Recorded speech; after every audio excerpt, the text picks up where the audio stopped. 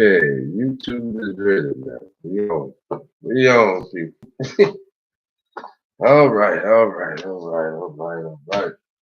Hi,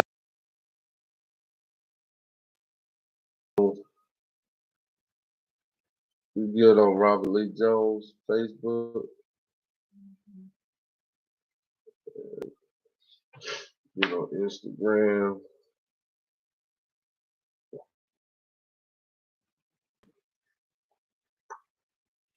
People, we got some things we need to discuss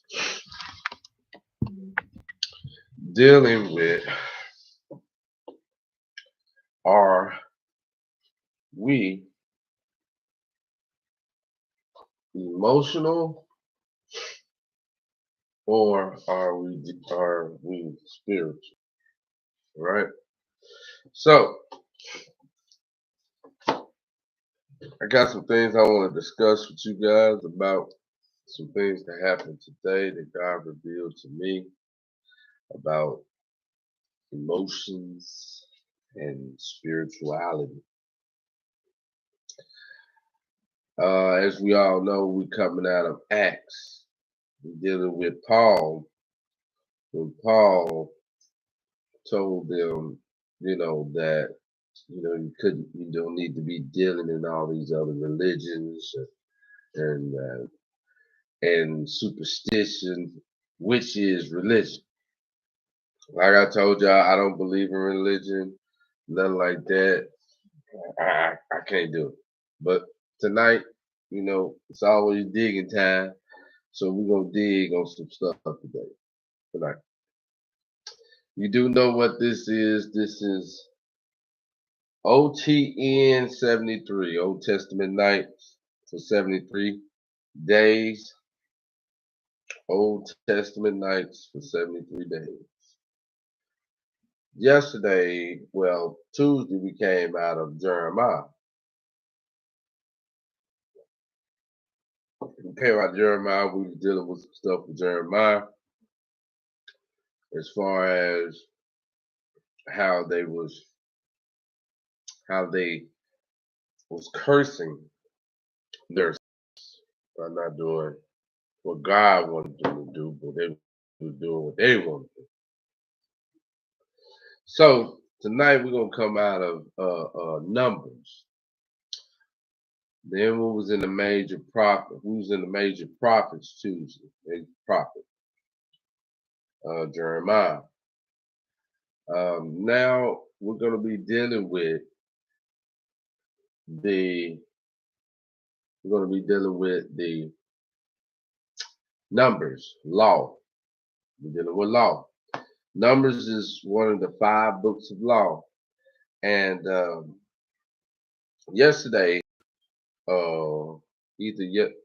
Tuesday, I mentioned Balaam. Balaam was a way of doing things, but it was also an idol. Okay, they worship Balaam. If you go and look at the church of Pergamos, the church of Pergamos is coming out of Revelations chapter 1, verses 9 through 33. Magnified. Since the church of Pergamos was a worldly church, they dealt in idols and worldly teaching. And one worldly teaching they dealt in was the Nicolaitans and Balaam. Okay. Now I'm gonna give you a little law about Balaam. And Balaam was a prophet in Numbers. He was a prophet, and he was called by God. But he was introduced to, or not introduced, he knew Balak. Balak wanted him to curse the Israelites because he feared them. The Israelites were to be, um, as we all know, was a part of the promise, right? And they was big in number. So Balak was afraid of them. So Balak wanted Balaam to curse them. And Balaam kept prophesying through God, through the Spirit, going into trance, in the trance, and he was not giving him good a good report about cursing me. Well, it got to a point where Balaam submitted to him. And it's the example of Balaam is what a lot of prophets, preachers, apostles, bishops go through and are dealt with the world of temptation, right? So let's check this out, people. Let's check this out. So go to Numbers. We're going to go to Numbers. Go to Numbers chapter 24. Numbers chapter 24. And we're going to start verse 10. We're going to start with verse 10. We're not going to be long. I had some technical difficulties and it messed up my time. I got in at a good time. I got in at 9:24. We were going to do the teaching, but Facebook didn't want to come on, had me froze, and YouTube had me froze. But nevertheless, the word must go forth. So let's get to digging about Balaam and Balak. So we're going to start at verse 10. And it says, Balak's anger was kindled against Balaam, and he smote his hands together. And Balak said unto Balaam, I call thee to curse mine enemies. And behold, thou hast altogether blessed them these 3 times. So Balak was mad because the Spirit of God put Balaam, the prophet, on a trying to prophesy truth. Balak didn't like that. So he was angry. Verse 11. Therefore flee thou to thy place. I thought to promote thee unto great honor. Excuse me. So he was trying to buy Balaam curse. He wanted Balaam to curse him, right? He said, but lo, the Lord has kept thee back from honor. Verse 12. And Balaam said unto Balak, spake I not also to thy messengers, which thou sentest unto me, saying, if Balak would give me his house full of silver and gold, I cannot go beyond the commandment of the Lord to do either good or bad of mine own mind. But the Lord says, that will I speak. I want y'all to listen to this. Go back to verse 12. And Balaam said unto Balak, Spake I not also to thy messengers which thou sentest unto me, saying, what was he saying? This question of 53 words coming just before Balaam returned home indicates that he had not yet gone into error to gain honor and reward. He had sent somebody there to tell him what? In verse 13. If Balak would give me his house full of silver and gold, I cannot go beyond the commitment of the Lord to do either good or bad of mine own. But what the Lord says, that will I speak. Let's bring it in today's time. Bishop comes to you. Bishop says, I can make you an apostle.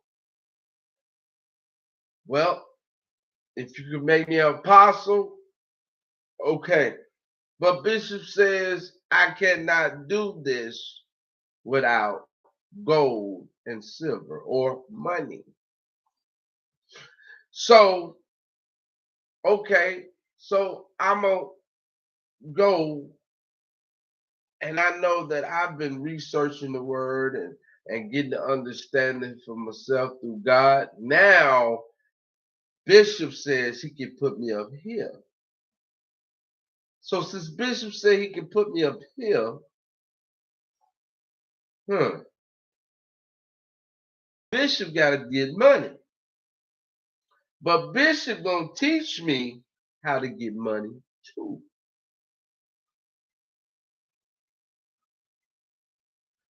It's nothing different about this, people. What's been going on then is going on today. Check this out. I want to go to seminary school. I want to go to Bible college. Well, they're going to tell me, okay, you got to pay for it. Cool. But if, hold on, people. Just trying to reconnect. I'm going to put the internet on that. Hold on, people. Let me get this taken care of because we don't need no interruptions. No more interruptions. No more interruptions.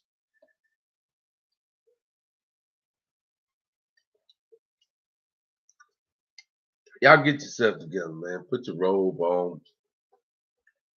Put your gown on, whatever. Get you something to drink. All right, we're back.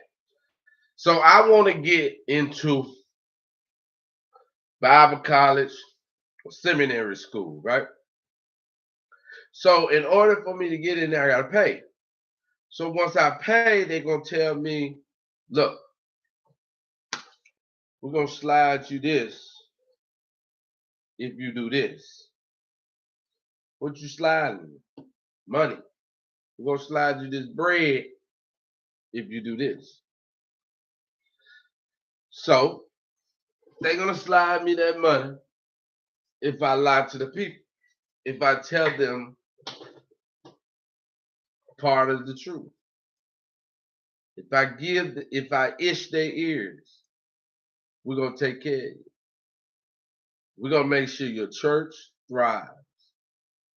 But now, you got Bishop over there, you're going to want a percentage of that. Money, not to save souls. So now Balaam said, look, man, I told you, give me your house full of silver and gold, and I do this for you. But first, I'm going to let you know what's going to happen. So this is what he told him.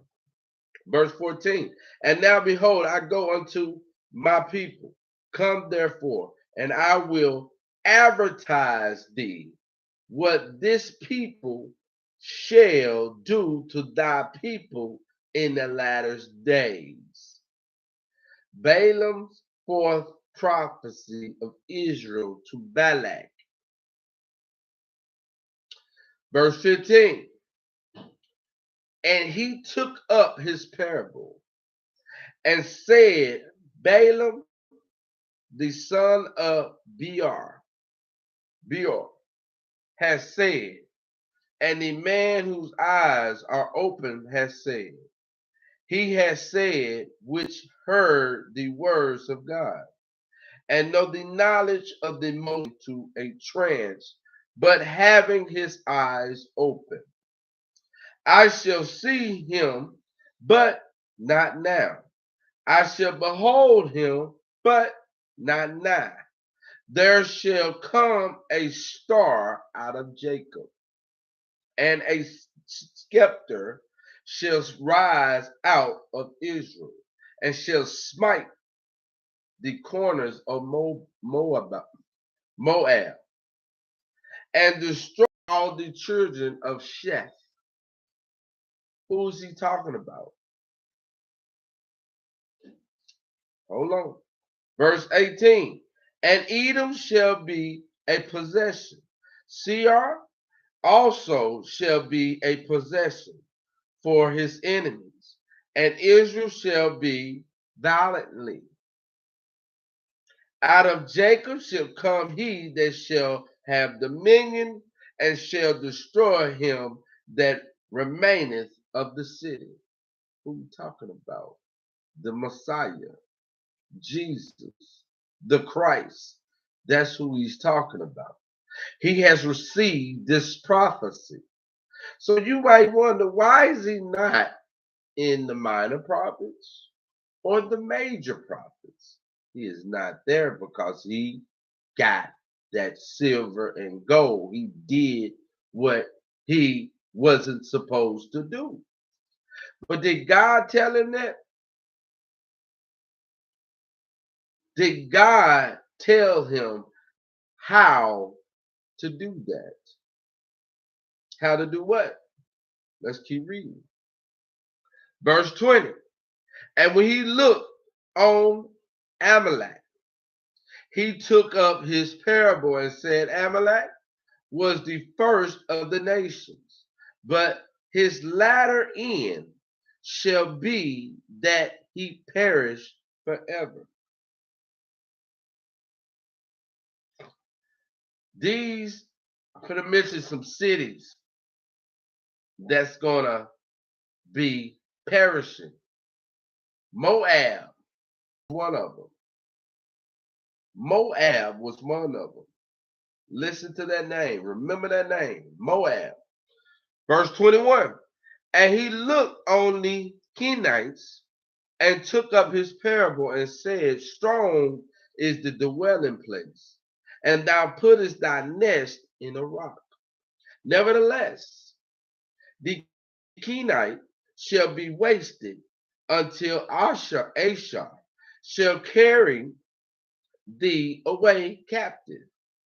And he took up his parable and said, Alice, who shall live with God, doeth this. And ships shall come from the coast of Checham, and shall afflict Ashur, and shall afflict Eber, and he also shall perish forever. And Balaam rose up and went and returned to his place, and Balak also went his way. What did he tell him? What was said? What did we get out of all of that?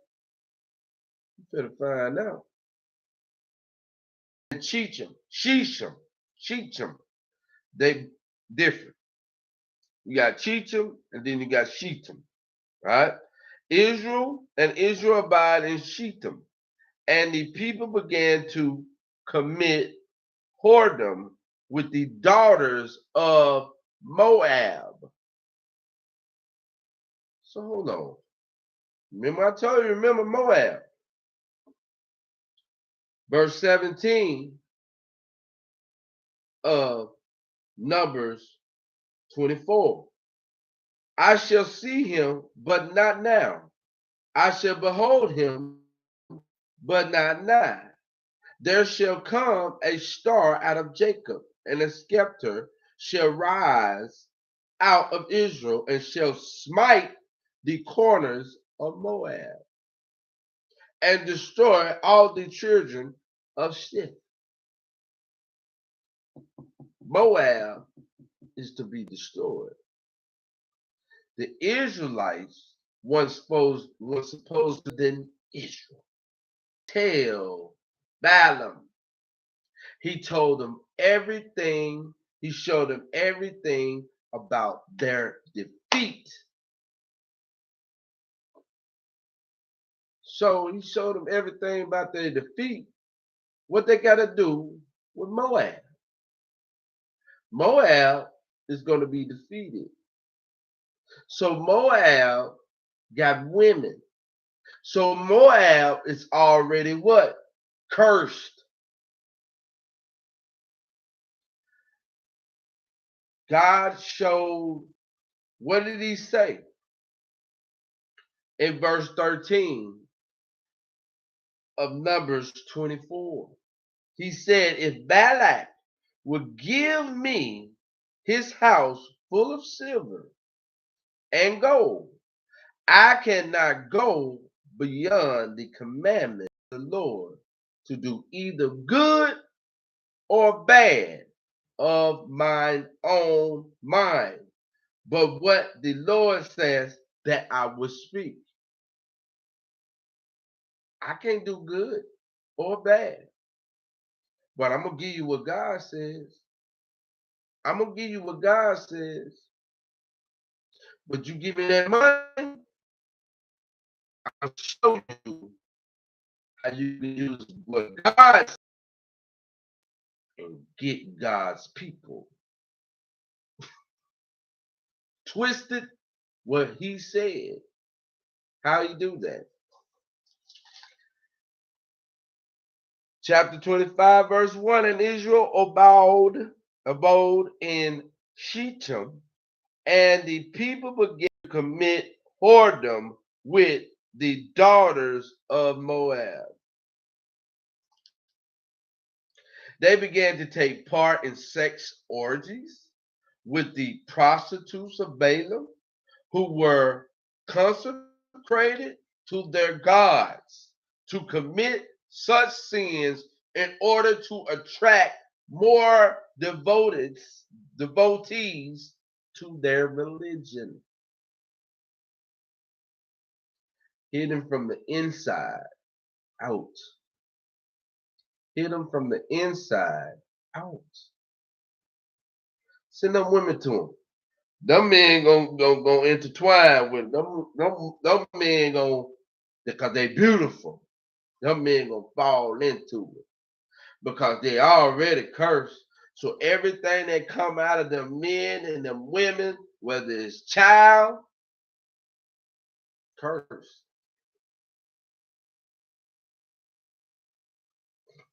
Cursed. Check this out, people.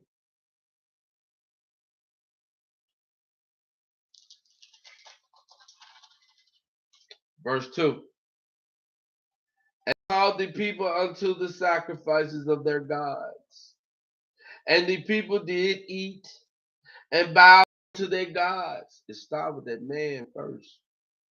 That man let that woman come in there. And that man was enticed by that woman. So now they fell in a whole bunch of orgies, all of that type of stuff. Verse 3. And Israel joined himself with Baalapar, and the anger of the Lord was kindled against Israel. Baal and PR. Baal was the idol. PR was the idol town, the city where the idol reside. Verse 4, and the Lord said unto Moses, This is what's going to happen, people. Hold on.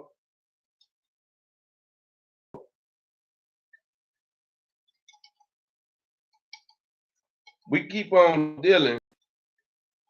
We keep on dealing in these idols: money, cars, clothes, um, crosses, and robes, and sashes, and all these type of things that cause us to be emotional. We keep dealing with that. This is what's gonna happen because they got emotion. They saw them women and they got emotion. Got all about God. They started praising other gods, just like what Jeremiah was talking about. They got into other gods. People, this is what causes deception. This is why we let our emotions just run haywire because we're not spiritual because of the things that we attach ourselves to or try to attach it to God. And the Lord said unto Moses, take all the heads of the people and hang them up before the Lord against the sun, that the fierce anger of the Lord may be turned away from Israel.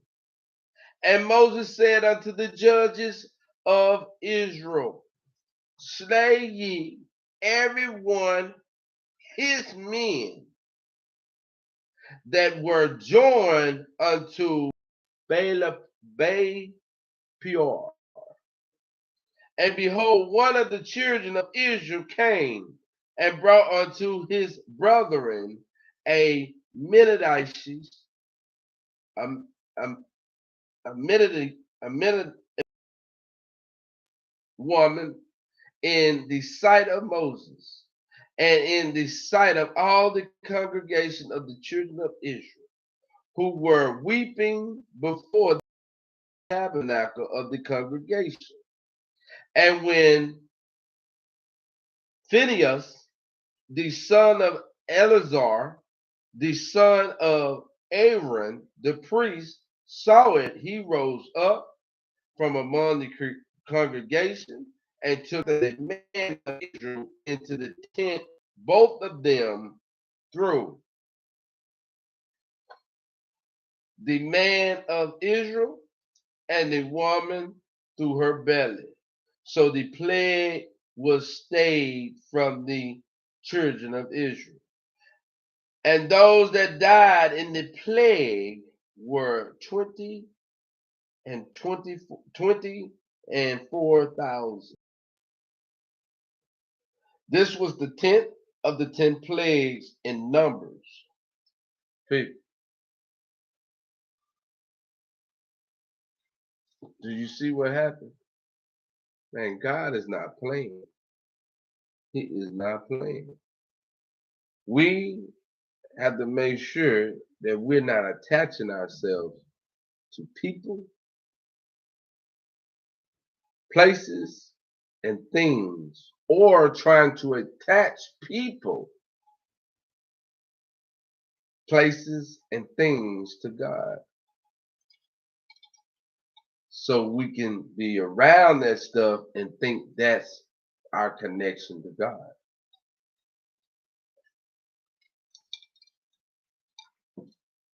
Well, this is going to happen.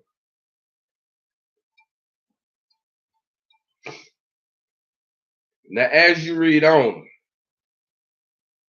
you read on, you're not going to read all of this, but as you read on, they killed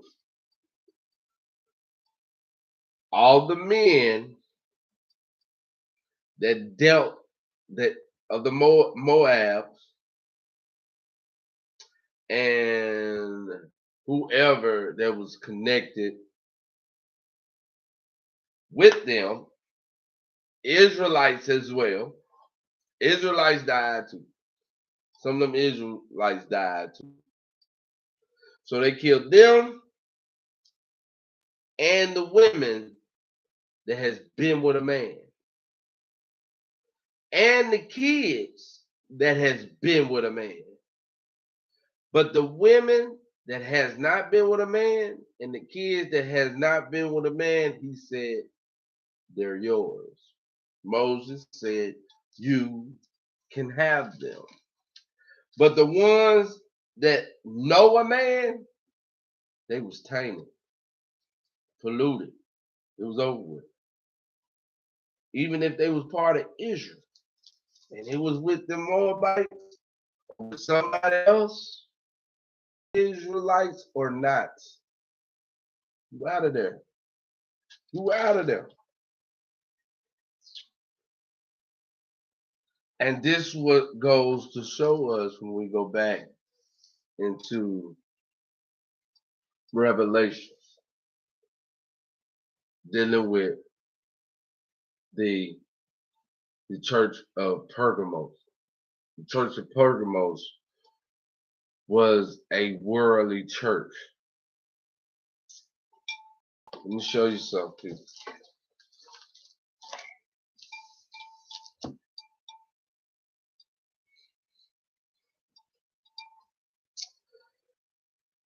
The church of Pergamos was guilty of false doctrine, of gross worldliness. Note two charges against the worldly church. The worldly church is guilty of doctrine of Balaam. What does this mean? It means that that corruption and worldliness are within the church itself. It means a mixture of religion and worldliness. Balak, the Moabite king, reigning adjacent to Philistine, feared Israel. To protect his kingdom, he sought services of Balaam, a prophet, to curse Israel. When the king first approached Balaam, Balaam refused, but he accepted the second offer. 3 times Balaam cursed Israel, but he then conceived an insidious plan to corrupt them. He suggested Moabite girls seduce Israel's men to intermarry and lead them to worship their adulterous gods. The scheme worked, and Israel, though rooted in God, became unequally yoked together with worldliness and was therefore corrupted. They had baptized some persons.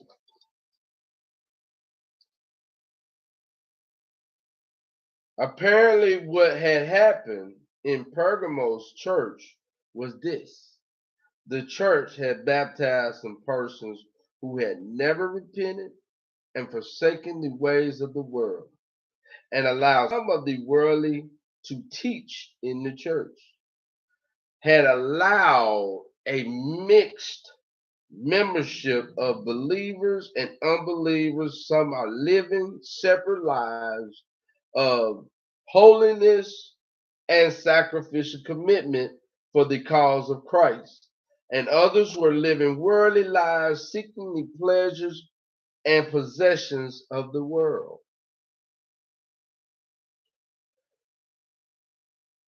There were those within the church committing fornication, that is, all kinds of sexual sins.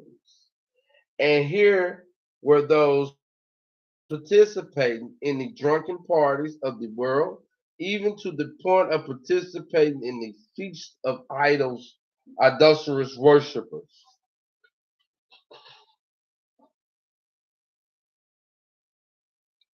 This is what's happening. Numbers, law. Law is law, people. They not supposed to be intermingling with that. When people want to say don't be equally yoked, it doesn't mean people that don't believe what you believe. It only means people that are unrighteous. I mean, not unrighteous, but people that are evil. People that are evil people. That's what it means. This like what it says, right? They were worldly. You know what I'm saying? So it has nothing to do. If they don't believe the way you believe, the man censures the wife and the wife censures the man. So that's not what it's talking about. What is an unbeliever? Do you know? You probably don't. You think unbelievers are people that don't believe how you believe. And that's not the case. Man, numbers, mercy. And I'm going to tell you what the law was all about, people. The law legally set up the terms on which man can come before the Lord. That's what the law is about. That's what it's about. So, people, we are under grace, but we still got to respect the law. We still got to respect the commandments. And we still need to know what we don't need to be doing. But we've been dealing in this worldly doctrine that says, oh, Jesus got rid of the commandments and the law. We no longer have to keep them. When Jesus distinctly said, keep my commandments. Keep my Father's commandments. How can you do that? Through the Spirit, people. Through the Spirit. That's why he sent the Comforter, so it won't be so hard on us. Look, people, I see y'all in the morning, call in the morning. Do me a favor, share, comment, share. Needs to hear this. Somebody needs this. Help share this. Be greatly appreciated. But I want you to know something God revealed to me today about emotions, emotional, and spiritual. I had to deal with something to where I can connect myself to a certain thing that I do every day because of my time is so built up. And the Spirit of God told me I can no longer do that. And it's dealing with, you know, I'm not gonna try to say too much, but it's dealing with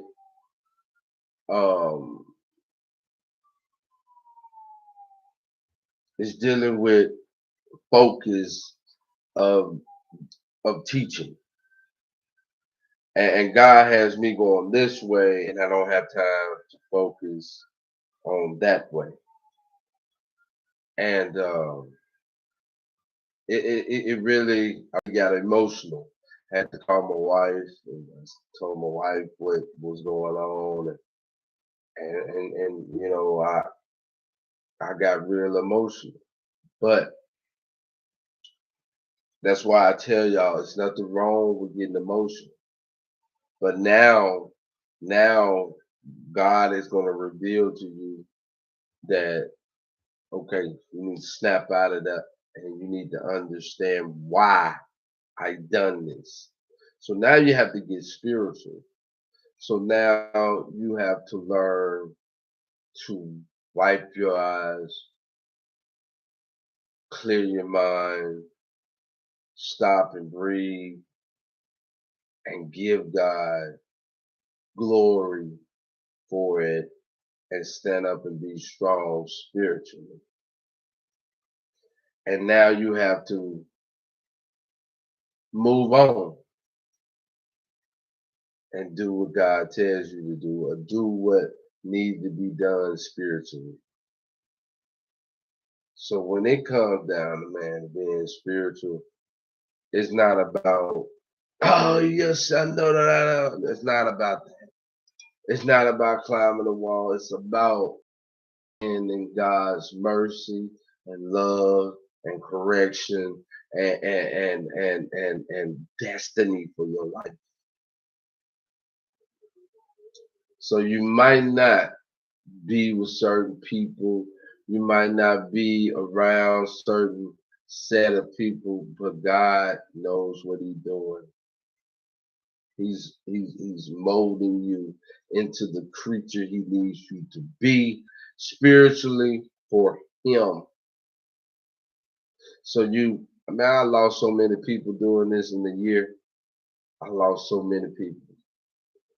I can count on my hand how many friends I have. On one hand, how many true friends I have that call me on a daily basis, or let's say on a monthly basis. Usually, I'm calling them and checking on them. It's like that.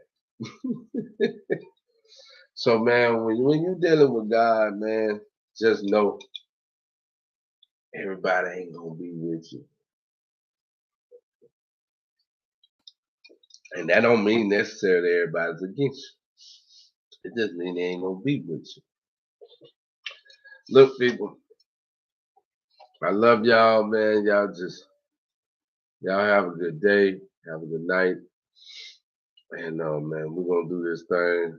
I'll see y'all Wednesday of next week at night. Wednesday of next week. But I see y'all in the Wednesday of next week for OTN73. But I see y'all in the morning for the teaching in Acts. We're still on, are we emotional or are we spiritual people? Look, people, I gotta go. I see y'all in the morning. Y'all be blessed. Y'all be blessed. But remember this. It's okay to be emotional, but it's not okay to stay emotional. It's okay to be, and it's okay to be spiritual. Allow the Spirit to guide you through your pain, through your hurt, through victory, through anything, good, bad. Allow the Spirit to work. Okay, we're gonna go and get this and get out some rest. I love y'all. Good night.